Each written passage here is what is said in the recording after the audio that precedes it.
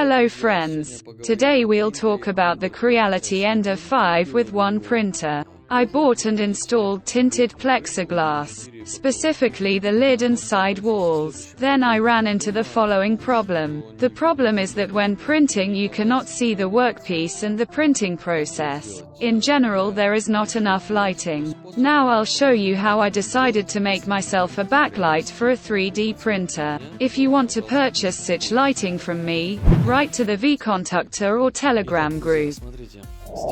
And so friends, look. The glass here is quite heavily tinted and almost nothing is visible. As a rule, I always turn on the flashlight on my phone to watch and control the printing process. It is very difficult and inconvenient to control without a flashlight.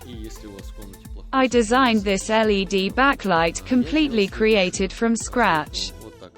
You can also move it to the sides if suddenly it bothers you. The idea is that it would be in the center of the printer and illuminate the surface of the table. There are two options for this backlight, or rather for powering my backlight. The first option is to supply power from the power supply for the phone with a voltage of 5 volts. You can do it in the following way. Run the wire behind the printer and lead it to the outlet and connect it. So, let's see what the first version will look like. But for myself, I'll probably choose a different way to install the backlight. Let's look at the first version for now. The backlight moves along the frame in two directions, and look how it is now visible even through tinted glass. And if you open the door, the lighting is simply amazing and you can see everything perfectly. Now you don't need to turn on the flashlight and hold it constantly. You can also lift the lid and control the printing process from above without using a flashlight. This is the first version of the backlight. The second execution will look slightly different. I want to install the power supply in the printer itself and make it stationary. And also equip this power supply with a toggle switch so that if the backlight is not needed, you can turn it off from the power supply without turning off the printer itself. I will now print out the housing for the power supply and disassemble the printer to see how to connect to a 220-volt network. The problem is that I don't have an extra outlet to power the backlight. So I want to power it from the printer itself. If you have an extra outlet, then of course it's easier to use a power supply to charge your phone. It's much simpler.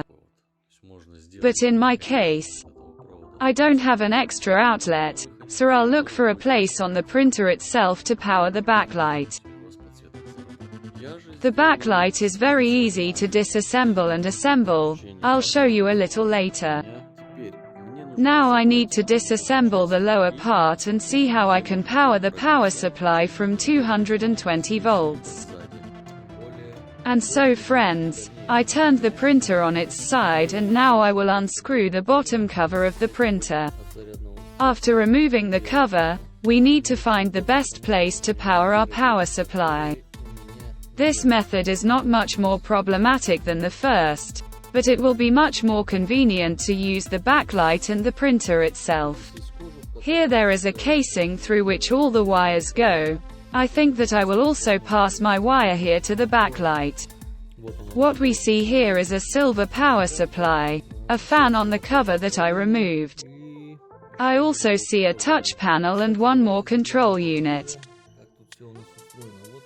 Let me turn on the flashlight and we'll try to take a closer look at the inside of the printer.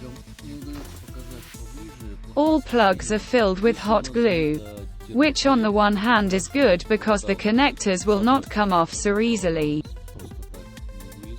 This provides protection against loss of contact. By the way, look at the touch panel. It has a slot for a micro SD memory card.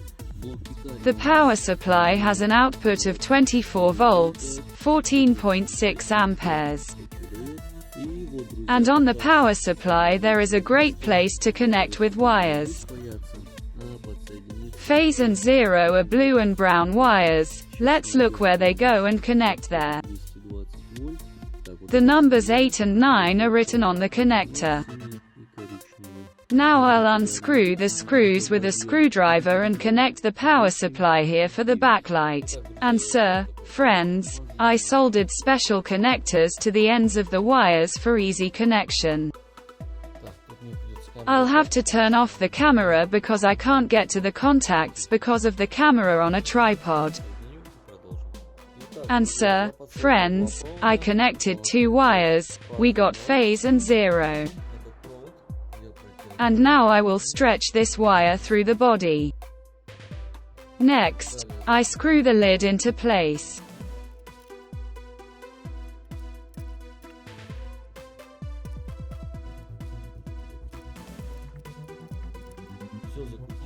The lid is screwed on. Now we need to be careful and not connect the printer to the network as high voltage will appear on the wire. Now I will connect the wire to the power supply and install the unit into the case. Well friends, let's see what I got. This is a box with a toggle switch to turn the backlight on and off. You can now turn the printer's LED lighting on or off at any time. Let me show you how the backlight works now. This is what the backlight looks like. You can, of course, cover the LEDs on top. But I think this is unnecessary since they are recessed into the body and cannot be seen. Look how easy it is to assemble. Insert it into the case and then turn it. The backlight will no longer fall out of the case. Next, insert the second part and put it on the backlight. Everything is ready. Very quickly and easily installed on the printer frame. Now you need to choose a place for the power supply. A little later I will attach 4 magnets to the body so that the body does not move around inside the printer.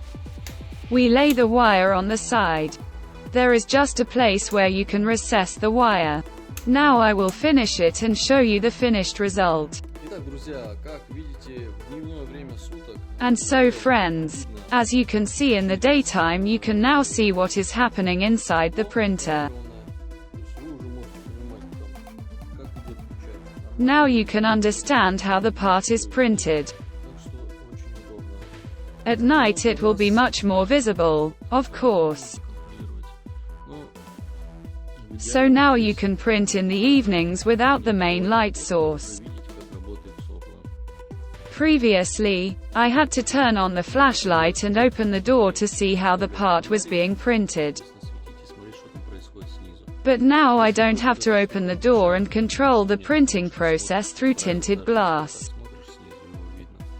And if suddenly it somehow interferes with you, then you can move it in any direction.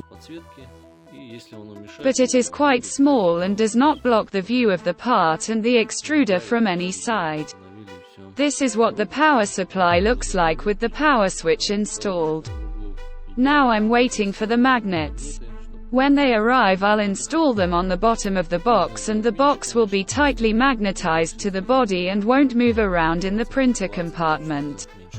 The box could be made a little smaller. I overdid it a little. You can leave the backlight always on and when you turn off the printer's power, the backlight will turn off automatically. Because it is connected to the main power supply of the printer, which is convenient, you do not need to turn off the backlight separately and the printer separately. This is how it works friends. Super.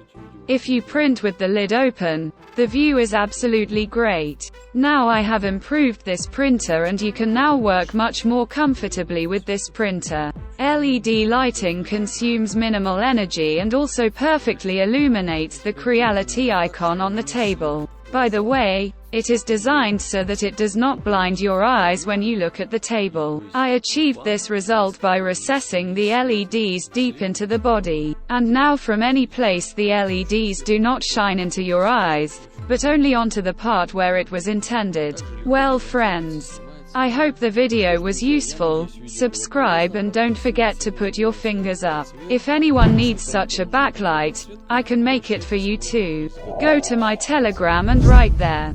See you soon friends. Bye bye.